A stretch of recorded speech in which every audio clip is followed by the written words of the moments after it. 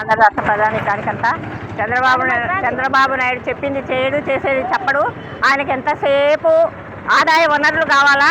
ఆయన సీఎం అయినాడంటే సంపాదించుకోవడానికే అయినాడు. మెగా డిఎస్సిని 30,000 మందికి ఇస్తాని 16,000 మందికి ఇచ్చి స్పోర్ట్స్ కోటా 2 ఉండేది.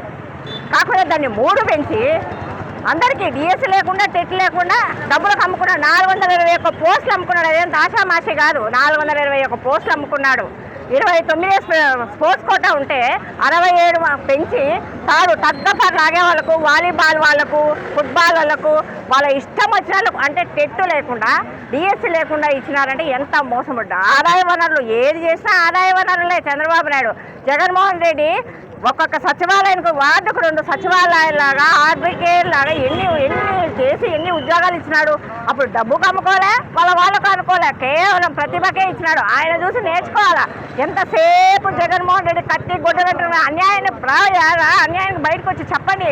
దాన్ని మీకు చిత్తశుద్ధి ఉంటే లోకేష్ మీద ఎంక్వైరీ వేయండి, ఏమన్నా సిబిఐ ఎంక్వైరీ వేయండి, ప్రజలకు న్యాయం చేయండి, యువతకు న్యాయం చేయండి. డిఎస్సి రాష్ట్రాలు ఏళ్ళు చదివి డిఎస్సి రాష్ట్రం మీరు అమ్ముకోవడానికే ఏమన్నా న్యాయమా?